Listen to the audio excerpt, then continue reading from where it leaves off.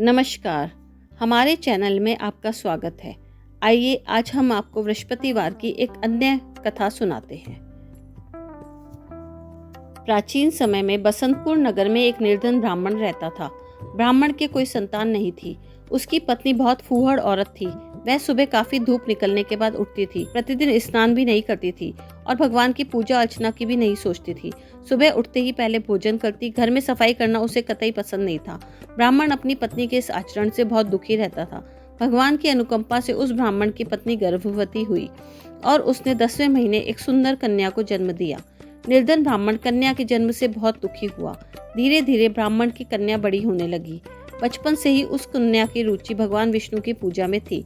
वह प्रातः उठते ही स्नान आदि करके भगवान विष्णु की पूजा करने मंदिर जाती थी। बृहस्पतिवार को व्रत रख के विधिवत पूजा पाठ करती थी। फिर पढ़ने के लिए पाठशाला में जाती थी। घर से चलते हुए मुट्ठी भर जौ साथ लेकर जाती और रास्ते में थोड़े थोड़े जौ गिराती जाती। जब वह पाठशाला से घर लौटती तो जौ के वे दाने सोने के बदले हुए मिलते।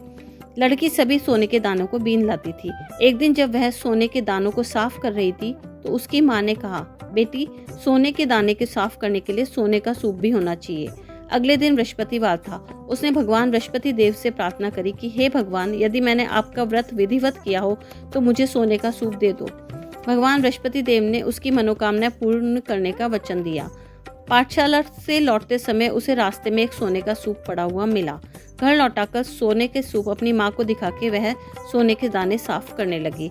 उस सुंदर लड़की को सोने के सूप में जौ साफ करते देखकर राजकुमार उस पर मोहित हो गया। महल में लौटकर राजकुमार ने राजा से उस लड़की के विवाह करने की इच्छा प्रकट करी। तो राजा ने महल में ब्राह्मण को बुलाकर राजकुमार से उस लड़की के विवाह की बात कही। ब्राह्मण सहर्ष तैयार हो गया। धूमधाम से उस लड़की का विवाह राजकुमार से हो गया। दुल्हन बनकर ब्राह्मण की लड़की महल में चली गई।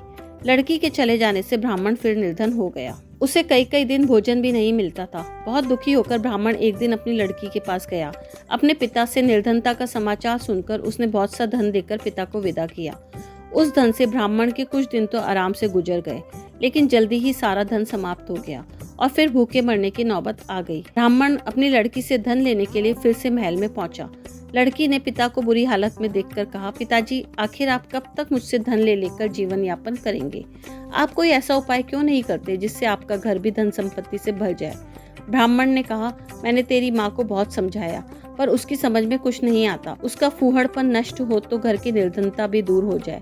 तब कुछ सोचकर लड़की ने अपने पिता से कहा, पिताजी, आप कुछ दिनों के लिए माँ को मेरे पास छोड़ जाओ। ब्राह्मण अपनी पत्नी को लड़की के पास महल में छोड़ आया। लड़की ने अपनी माँ से कहा, माँ, तुम कल प्रातः उठकर स्नान आदि करके भगवान बृहस्पति देव विष्णु भगवान की पूजा अवश्य करना। पूजा करने से तुम्हारी निर्धनता अवश्य दूर हो जाएगी। लेकिन माँ ने उसकी बात को नहीं माना। तब क्रोधित होकर लड़की ने अपनी माँ को एक कक्ष में बंद कर दिया। सूर्योदय के समय माँ को उठाकर जबरदस्ती उसे स्नान कराया और फिर मंदिर में ले जाकर भगवान बृहस्पति देव की पूजा करवाई।